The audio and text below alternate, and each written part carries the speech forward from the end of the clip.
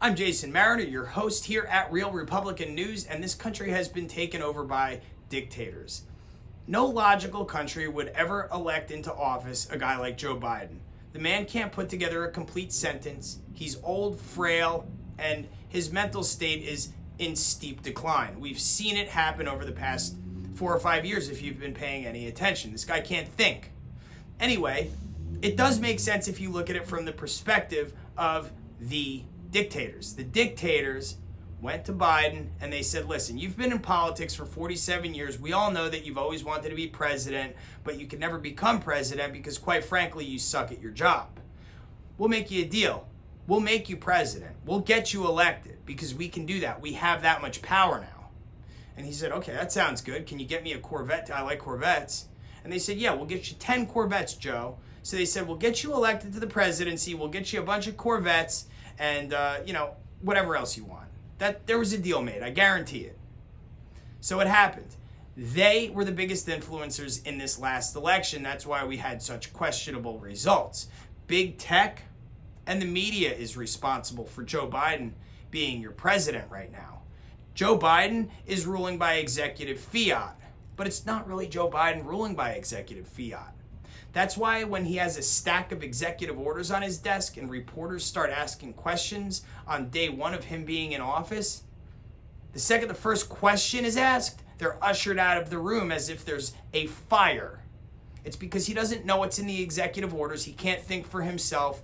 And again, he can't form a complete sentence. So why would he be asked a question? He can't answer them. They want them out of the room. That's why that happened. Why do you think his press secretary keeps saying, when asked the question, we'll circle back with you on that? They're not going to give us any answers. We're never going to find out what's really going on. They're never going to tell us the truth. They haven't yet. Why would they start now? Just like Joe Biden hasn't done anything for the American people in 47 years. He hasn't then. Why would he start now? He's not going to. So it's time to wake up and realize that this country is now being ruled by Silicon Valley tech tyrants. It's not about money. That's not what they're after. The only credit that I'll give to Mark Zuckerberg, Jeff Bezos, and Jack Dorsey is that they're smart. I'm not saying that they're stupid. They're just tyrannical, and they're monsters. But if they're smart, they already know that they have more money than they'll ever be able to spend in an entire lifetime. It's impossible to spend that much money. You'd probably have to buy every single item on Earth, and then they'd still have money left over. But anyway, they're after power. They're after control. That's what tyrants want. That's what sociopaths want. They want dominion. They want ultimate control and authority over you. And they're using the American people as subjects. They want to control your life, what you think, what you say, and what you do. And that's what makes a dictator a dictator. That's where they crossed the line. This country is a country of laws. Laws were instituted to protect the 99% of this country that's good from the 1% that's bad. That's why it's illegal to murder people. Unless they're, of course, attacking you. Then you can defend yourself. That's why it's illegal to rob a bank when you need money. You should just get a job instead. Or, in the case of the radical left, rely on the government, and then they have your vote forever and ever. Right? That's what this is all about. It's not about money. It's about power and control. So before it's too late, we need to do something about it. It's the people's job. We the people, you probably heard that a time or two in your life. It's we the people who are responsible for our fate. We have control over our fate. There's 150 million conservatives out there who have been stripped of their First Amendment right to free speech. Now, if 150 million of us refuse to shut up, give up, and won't lay down and take it, we can't be ignored, marginalized, pushed off to the side, and we can precipitate change, but it's going to take action. We have to do something about it. We can't sit on our couches and assume that the guy next door is going to do the heavy lifting. We have to do it ourselves. We can petition. It's our constitutional right to do so. We get to have our grievances heard and redressed by our government when we have them.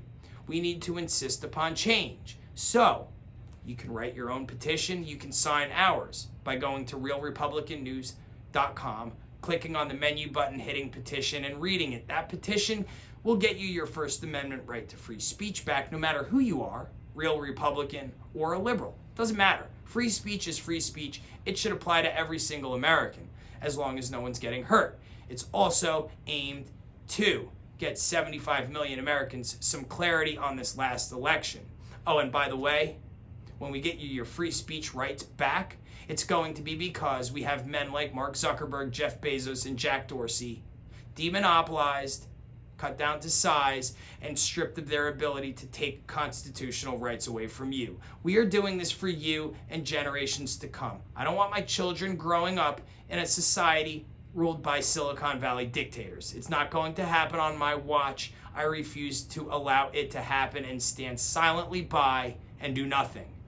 I encourage you to adopt that same I won't give up, I won't shut up philosophy, because if you do, we can save this country. And believe me, this country is worth saving. There has been too much sacrifice that has gone into preserving freedom, life, liberty, and the pursuit of happiness. So if we all get together and we all do something about this, we will get back our constitutional rights, we'll have our freedom back, and we won't have to worry about the things that we say anymore. So, take an action step today. You can sign our petition, you can start your own, you can tell a friend about our petition. The point is, it's time to get up and do something. Don't expect everyone else to do it for you. Expect everyone to do it with you.